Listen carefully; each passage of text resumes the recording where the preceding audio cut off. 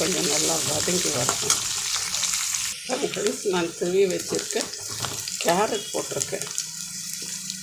நீங்கள் பச்சை பட்டாணி இருந்துச்சுன்னா அதை கூட போட்டு இதில் வதக்கிடலாம். எண்ணெயிலே வதக்கணும் எல்லாமே.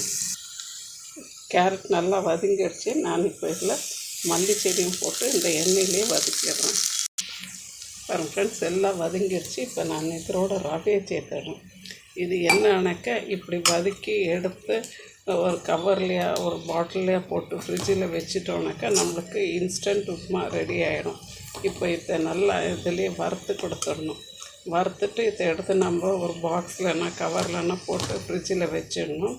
பின்ன தேவைப்படும் போது நம்ம இதை எவ்வளோ வேணுமோ அவ்வளோ எடுத்துக்கிட்டு அதுக்கு கரெக்டாக நம்ம தண்ணி 1:2 வைக்குவோமா இல்லை 1:1 1/2 வைக்குவோமா பார்த்து அவ்வளோ தண்ணி, உப்பு தேவையான அளவு போட்டு தண்ணி கொதிக்க வச்சு